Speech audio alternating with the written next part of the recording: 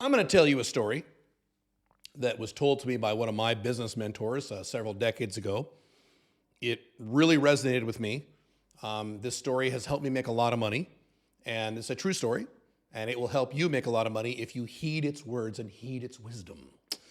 So back in the early 1970s, there was a doctor named Robin Cook. Now, if you are old, as in older than me, aka you were an adult in the 1970s, you might know who this person is. And you might know the end of the story, but not the actual story.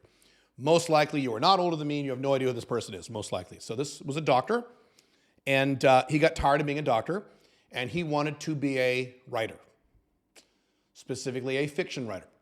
And his goal was to write a book and make it go #1 the New York Times bestsellers as his first book, even though he was a brand new novice writer. Kind of an aggressive, crazy goal, crazy dream. And especially considering it was fiction, because fiction is hard to sell. Nonfiction is a lot easier, fiction's tough. So he had already written one book, I think in 1972, the year I was born, coincidentally. And it didn't go anywhere, no one bought it, it was stupid. So he said, I'm gonna write a book, and I'm gonna make it a New York Times #1 bestseller, even though I'm a new author and no one knows who I am. Crazy, right? But he was a doctor, he was smart. He wasn't just this typical writer. Now, something else, he wasn't a very good writer. He was a novice writer. He didn't know what he was doing. So he said to himself, I want a #1 New York Times bestseller, and I don't care about the details. I don't care what genre it's in. I don't care what it is. I just want that to be a #1 New York Times bestseller, because then I'll be a famous writer and I can write all the books I want and make $1 billion writing, because that's what I want to do. I want to write fiction. So here's what he did. First, he did some research. And he researched what is the genre of book, fiction, that is most likely to propel a new author who's unknown to #1 very quickly. Is it romance novels? Is it historical fiction? Is it drama? Is it sci-fi? And he didn't care what the genre was. And that's an important point. He didn't care. He just wanted the result of making a lot of money being famous as a writer. He said, I don't care what the genre is. If it's romance, I'll write a romance novel. If it's fantasy, I'll write a fantasy. I don't give a fuck. He didn't care. Important point. He didn't say, I'm gonna write historical fiction and that's what I'm gonna write because that's what I feel in my heart. That wasn't his attitude. So he did a bunch of research, which was difficult because this is the 70s. This is pre-computers. There were computers in big companies, but no personal computers, no cell phones, no internet, none of that stuff. He had to do this all by hand. He sat down, spent weeks researching this, and found out that the genre that was most likely to propel him to #1 was mystery thriller. He's like, all right, I'm gonna write a mystery thriller book. So then what he did is, this is amazing. What he did is, he did a bunch of research. What were the top, let's see, the last 50, I think it was 50, it might have been 100, I think it was 50. What were the last 50 #1 New York Times list bestsellers in the mystery thriller genre? And again, he had to do all this research by hand. He had to go to the library and do microfiche. A lot of you don't even know what microfiche is. So microfiche was a pre-computer thing back in the 70s and early 80s. If you want to look something up, it was called microfiche, and they took these articles and they shrunk them down to this big. A whole page was like an inch. You had to hit this, this thing that was like a magnifying glass and look at it. It would zoom in. You had to move it around. It was a pain in the ass. So he did that for weeks. He had to figure out what were the past #1 New York Times bestsellers in mystery, thriller, and the last 50 of them. 50 books. So he made a list. He figured it out. Got the list. Then he went to the bookstore. Because there was no Amazon back then. This is 1973 or whatever, okay, early 70s. And he bought all 50. He would go to the bookstore and just run around this list and buy this. He'd walk out this big pile of books. And one bookstore didn't have all the books. So he had to drive around and go to multiple bookstores and walk out this big mountain of books. He bought all 50, okay, crazy. And then he brought them all home and he read all 50 books. Now, he didn't read them, he studied them. So he'd open up a book and he'd have a stack of what I have right here. I've had it here for many years. These 3x5 cards, right? He'd have a stack of blank 3x5 cards and a pen right here, right? Then what he would do is as he would read a book, he wouldn't just read it and go, oh, what a good book. He would pay attention to the elements the book had. What kind of characters? What kind of plot? What was the plot structure? What was the setting? What did certain characters do? And so every time, like, you know, he found out, well, I'm jumping ahead here. If there was a silly character, you would say, there's a silly character. And, you know, on page, maybe on, you know, 80% of the book, there was a big twist. Oh, there's a big twist regarding the villain about 80% through, and he'd write that down, right? And he would just write all this stuff down. And then he would write down things like, what techniques did the writers use to elicit certain emotions? So he would read a passage from the book, he'd read a chapter, and he would feel scared. He'd say, okay, I feel scared, or I feel nervous, or I feel uncomfortable. What did the writer do to make me feel this? And he would go back a few pages and read and go, oh, he did this. And he'd write that in a 3x5 card. So every element was on a 3x5 card, okay? And he did that for every fucking book, all 50. So by the end of, I don't know how long it took to read these 50 books, okay? Hopefully he was a fast reader, I don't know. So by the end of reading all these 50 books, he had a big stack of these 3x5 cards with every element of every book. Then he would take all the 3x5 cards and lay them all out on the floor. And he would determine with the 3x5 cards how many times a certain element was repeated. What did the 50 bestsellers have in common? So he was reverse engineering what makes a successful mystery thriller bestseller. You with me so far? Interesting. So he would find, these 3 books had this element in common, and these 7 books had this element in common, and he would start to find commonalities. Like, I forget what some of them was. Like one of them was, if I remember right, in the first 1 to 3 chapters, an attractive woman gets killed. That was a very common thing. So he's like, all right, and so we'd write down all the elements that all the books had in common. Within the first 3 chapters, have an attractive female character who gets murdered or killed. Great. And then you find like 80% in, there'd be a twist that was disgusting and you know, visually disgusting and would create a visual image of something gross. And then maybe 90% there'd be a twist regarding the villain. And he would just come up with all these commonalities. And if there were elements that weren't repeated, he would just throw them away. He's like, well, this one book had this element, none of these other books have it, not relevant. He would toss that. Okay, you with me so far? So finally, he had this formula for creating a New York Times #1 bestseller in the mystery genre. He had exactly what elements were in the book, characters, plot, setting, everything. He had all the techniques the writers use. Do this to make them scared, do this to make them sad, do this to make them laugh, do this, this, this, this. And so with all this information, he then wrote a book. The name of the book was Coma. He published this book, I think, in 1977, 78, somewhere in there. Don't remember, maybe 76. I think 77, I don't know, you can look this up. Published the book, and of course, guess what happened? It went right to #1. He was the most famous writer, one of the most famous American writers of the entire 1970s. He made millions of dollars. They had to sell, they published the hardback, that back in the old days, they would have hardback covers first, and then the soft cover would come back later.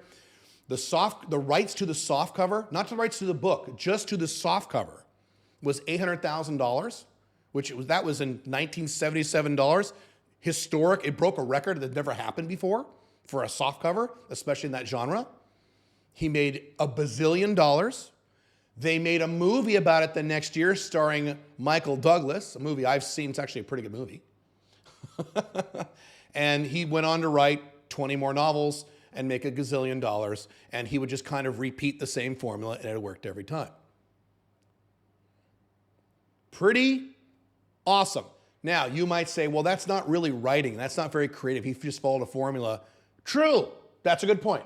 He wasn't Mr. Artistic Man. He was results-oriented, not artistically oriented. That's accurate. He didn't care about, I want to write a fantasy novel that touches the hearts of millions like Harry Potter. He's just like, I want to be #1 New York Times bestseller. I want to be a famous author, and make a lot of money. I want to be a successful fiction writer. I don't care about the art. Fine, whatever. So he achieved his objective. He more than achieved it. You can Google him. He's a big name author now. I think he's still alive. I think he's still around. This is back in the 70s. This is a parallel directly to your business. What do most business owners do? Well, let's go back further. What do most fiction authors do? And I should know because I'm a, not novice, what's the word? Amateur fiction writer. I like to write fiction for fun because I'm a big nerd. What do most fiction writers do? They come up with an idea and they write about it. And they write what they want to write. Do most fiction writers make any money? No. Do most fiction writers get their book published? No. It's like 99% never get their book published.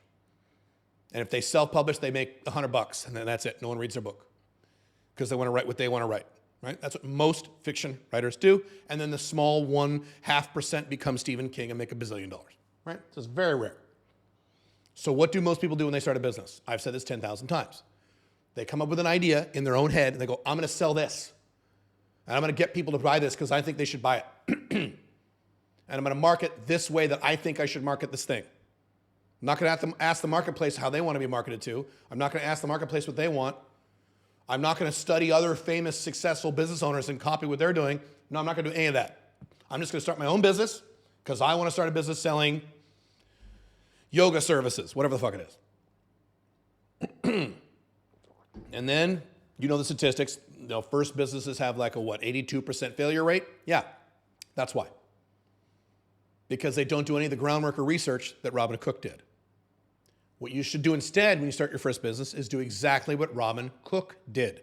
Reverse engineer what can make me money as a brand new self-employed person who's never started a business before and get you from zero to money as quickly as possible. Not what do I want to do. You ask that question, in my opinion, for your second business. So your passion project in your head of what you really want to do, you make that your second business, as I've talked about many times.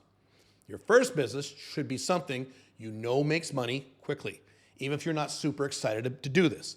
Robin Cook did not care what the genre was. I am sure, I don't know for a fact, but I'm sure that he had a preference. I'm sure he was hoping maybe he wanted to write a cowboy novel. And he was super excited. I hope it's cowboys because he wanted to write a Old West Louis L'Amour type novel. Maybe. I'm making this up. I'm sure he had a preference of something he wanted to write about. But he sublimated his ego and said, I don't care. Once I'm a famous writer, once I'm making millions of dollars, then I can write whatever the fuck I want and people will buy it, which is kind of what he did later in his career. For a while, he would make these formulaic thrillers and they made money and people made movies about them. And later, he started writing whatever the hell he wanted to write and people bought it because he was already famous. Business works the same way. You start a business that you have reverse engineered from other people who made it work in the past that you know you can make money very quickly. Not what you want to do necessarily. Now, you're not going to do something you hate. I'm sure he didn't hate writing Coma. Now, here's what he did. This is another example. He was a doctor. So where was the setting of Coma? In a hospital. It was about a doctor in a hospital. So he was still able to put himself into the book.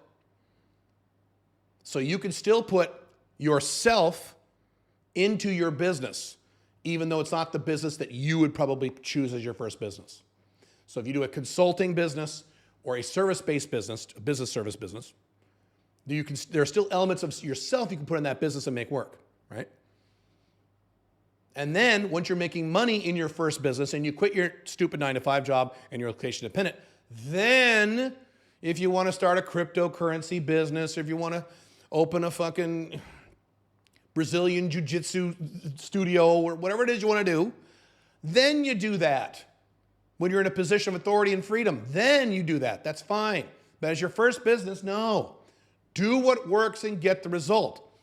One of my mentors, Brian Tracy, told me this Robin Cook story back in the late 90s, and I never forgot it. I'm like, that's how you become successful. You copy and reverse engineer what other people have done in that area, and you do the same thing, and you make a hunk of money, and then you do your passion shit secondarily. Because the odds of your passion business making you a lot of money very quickly is very, very, very, very, very, very low. Your odds of making some money after when it's your second business and you're already making money over here and you know how to run a business are higher. They're still not super high, but they're much higher. Make sense? Do what Robin Cook did. Take your ego, put it aside for a minute, focus on the result of the business. And what is the result? I think it is get to $7,000 a month, which is about $85,000 a year minimum income that I recommend. $7,000 a month, location independent, so don't be located anywhere, as quickly as possible. That's the goal. Find a business, consulting, service businesses, business service businesses, that you can get to those numbers as quickly as possible. At least several $1,000s relatively quickly. That's what I teach. That's what I talk about all the time. And do it in a way that you know for a fact works based on what lots of other people have done, and just copy what they do instead of trying to invent a new thing. And then if you still have this passion business idea, some of you have that, do that as your second business. Now, most of you probably don't even have a business idea. Great. You don't have to sublimate your ego. You just do this. That's fine. That's even better. This changed my life when I first heard this. Amazing story. It's all true. You can look this up. Copy that model. You can make money quickly in your new business if you do something you know works and you copy that formula.